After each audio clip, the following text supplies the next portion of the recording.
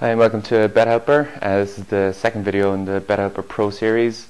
The first video dealt with position versus position analysis. So if you haven't seen that, I advise you to go watch it. To sum it up briefly, it's basically taking any given game, looking at the two teams' league positions, analysing those and coming up with a percentage kind of chance of victory for all three outcomes of the game actually occurring. So yeah, it's a very good basis. It's like one of the first things I do to analyse a game before looking at anything else. It only takes about 30 seconds to work out per game. There's a nice little spreadsheet that comes with it. We'll take all the kind of pain and agony out of actually doing it. So it can be found here. It's at bethelper.ie/blog. It's on there. It's under the BetHelper Pro series. So if you haven't watched that, go ahead and do that. So this is the second video. So again, it's going to be kind of dealing with percentages, kind of analysing a games in a different kind of light and apply percentages to the outcomes of the game. Percentages are probably one of the major sticking points for a lot of people. People are a lot frustrated with them because they couldn't really kind of come up with any kind of ideas themselves of how to actually pinpoint a percentage to be comfortable with for a given team or a given outcome. So again, this is going to be helping you come up with that. It's kind of like the second step that I would do before actually making a bet. Obviously I do this for pretty much every game that I'm kind of half interested in betting on, and then kind of using these kind of tools to whittle it down to a game that I'm very confident on actually betting. So this is probably, as I said, the second thing I would look at. Some people are asking how I actually kind of discovered all these. My background's economics and computer science. So basically, back in class one day I was doing econometrics, which is basically the use of past economic data to predict future economic performance. So basically, I just started one day, I said, oh, that could be applicable to football, and then I started looking into it. And then more and more classes I took in different kind of economics kind of areas, like financial markets and stuff. I kind of started applying that to my betting and just trying tweaking the ideas, kind of fiddling around with them and coming up with these kind of ideas now that I'm presenting to you. So this is going to be the success rate. It's kind of looking at a team's past performance to predict future expectations. So just like people do in economics and the financial world, they'll use past performance and try and forward that out and to give them a rough kind of estimate of what to expect 3 months down the line, 12 months down the line, whatever. So this obviously is football, so it's only going to be looking at the next game coming up. So there's a formula to help you work out this. Basically what it does is it obviously analyses a team's past performance and uses that then to predict future performance. So I'm going to start off by, obviously everyone knows that in football you get 3 points for a win, 1 point for a draw and 0 for a loss in league table standings. So this is going to change that up. It's going to have a win equals 1, draw equals 0.5, and a loss obviously equals 0. So basically we don't really need this in the calculations other than it's included in the amount of games played, which is an important factor on this eventual outcome. So probably the best way of going through this is probably just going through a quick example. So I'll go through two, so like one good team, one bad team, then we kind of analyse that team's ability based on that. So we'll say that a team has won 10 games, drawn 5 and lost 5. Kind of adds up there nicely to 20 games played, so that will help me out. So we'll have a look now. Obviously 1 by 10 is 10, half by 5 is 2.5. That's equal to 12.5. So that's kind of their points that they would have got based on this kind of model. So you got 12.5 divided by the number of games played, so that's 10, 15, 20. That would give you 0.625.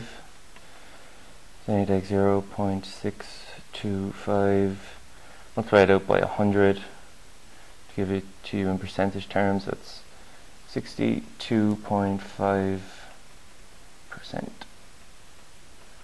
Okay, so that's quick kind of working out. So you take, add up their win points, their draw points, add them together, divide them by the number of games that they've played so far in that league, and then multiply it by 100 just to give it to you in percentage terms.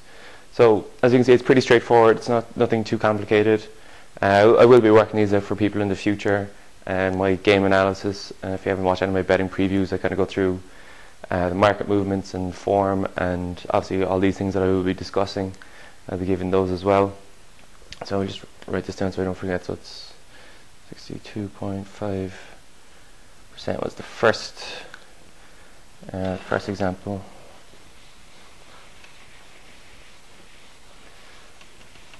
So we kind of come up with the poor teams' results. So let's say they won 4, drawn 6, and lost 10. So obviously, like, you can already see that it's going to be a good team versus bad team, and you'll be able to kind of make your own kind of assumptions based on that. But what these will help you do is kind of get more accurate kind of estimations. So it's 4 plus 3 equals 7. So 7 divided by 20 equals to 0.35. So 0.35 multiplied by 100 will give you 35%.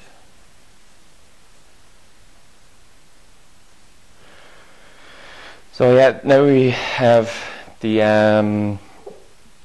kind of success rate for both these teams in the past based on their 20 games so far in this league. So obviously we'd be looking at these two teams and be able to say that, okay, the team playing at home is almost twice as good as the visiting team that day. It's a pretty good basis, but basically I'll be giving you a table accompanying this. So what that will do is it will go through each kind of possibility of a 65% team playing a 30% team, and then working out the exact percentages for those two types of teams playing against each other. So it's 62.5 versus 35. So basically I'm just going to go through just a tiny little segment of the table that I will be giving you. It's not really joined up with this example, which it probably should have been. Sorry about that.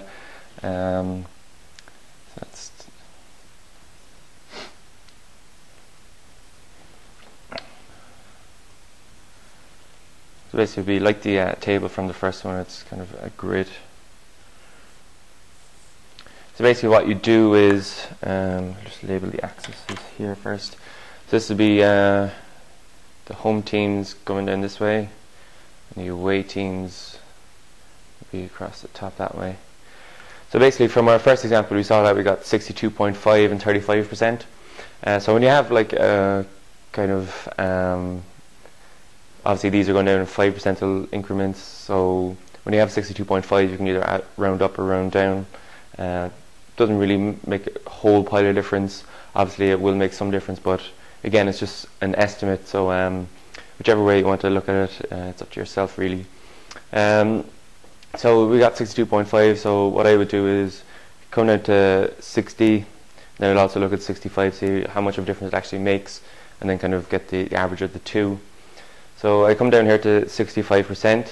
Once I found that, then over here I go across and find 35% coming down the top, and then come down and match them up. So then you'll have a percentage. So I'll just fill out what these figures are. So it's 59, 48, 39,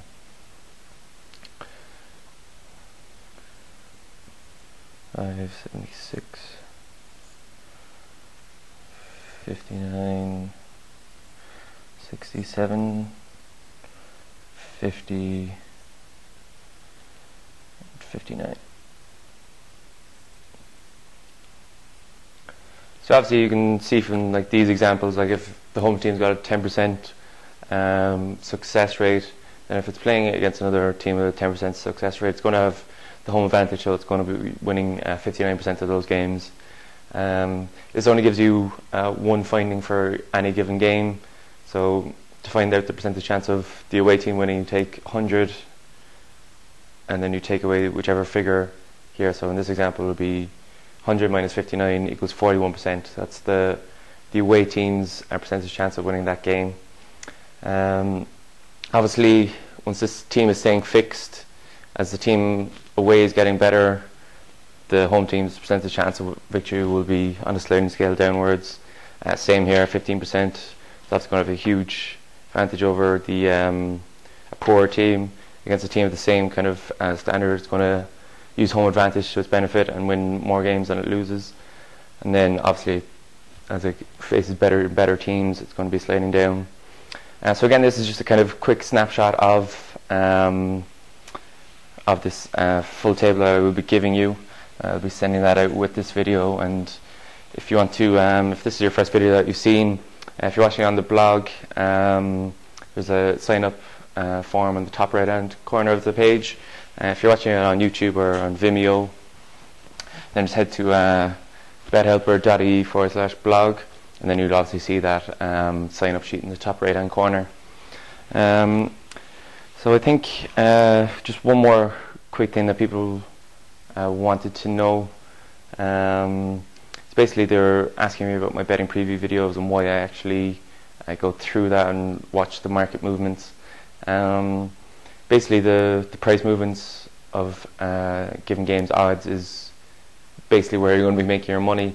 The more exposed you are to watching the fluctuations of that, the more comfortable you get with seeing that, and the more comfortable you kind of become with analysing if a team is good value or poor value.